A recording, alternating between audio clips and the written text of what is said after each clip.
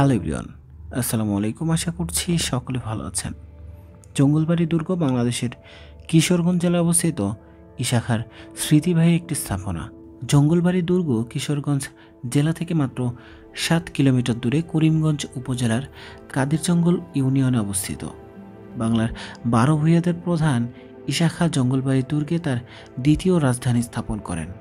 এটি বর্তমানে বাংলাদেশের প্রত্নতাত্ত্বিক অধিদপ্তরের একটি ঐতিহাসিক প্রত্নতাত্ত্বিক স্থাপনা হিসেবে তালিকাভুক্ত। জানা যায়, মুঘল সম্রাট ও ইংরেজদের শোষণে অসহায় বাংলার জমিদারদের গোপন আমন্ত্রণ পেয়ে ইশাখা আফগানিস্তান থেকে 1400 জন ঘরসওয়ার ও 21টি নৌবিহার ও অজস্র গোলাবারুদ নিয়ে তৎকালীন ত্রিপুরা রাজ্যে আসে। 1585 সালে কোচ রাজা লক্ষণ হাজরা ও রাম হাজরাকে পরাজিত করে এই জঙ্গলবাড়ি দুর্গটি দখল করেন। দুর্গটি দখলের পর ইশাখা দুর্গের ভিতর কিছু স্থাপনা নির্মাণ করেন এবং 3 দিকে পরীক্ষা খনন করে নরসুন্দা নদীর সাথে যুক্ত করে দুর্গটিকে গোলাকার দ্বীপে রূপান্তর করেন।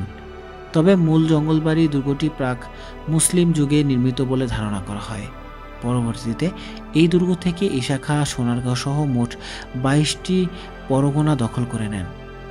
বাংলা 1326 সনের ভূমিকম্পে দুর্গটি দরবার হল, বসতঘর ও একটি মসজিদ ছাড়া প্রায় সকল স্থাপনাই ধ্বংস হয়ে যায়। প্রায় ধ্বংসপ্রাপ্ত এ দরবার হলের গায়ে এখনও দেখতে পারবে বিভিন্ন নকশা এবং এর নির্মাণ কৌশলী আপনাকে তৎকালীন ইতিহাস ও সংস্কৃতি সম্পর্কে ধারণা দেবে।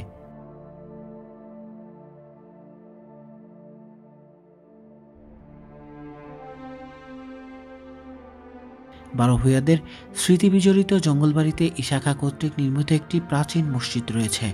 মসজিদে কোনো নামফলক না থাকায় এর নির্মাণকাল সম্পর্কে কোনো ধারণা পাওয়া যায়নি। বন্ধুরা, আজকের ভিডিও ছিল এ পর্যন্তই। দেখা হচ্ছে পরবর্তী কোনো ভিডিওতে নতুন কোনো বিষয় নিয়ে। সে পর্যন্ত সকলে ভালো থাকবেন। আসসালামু আলাইকুম।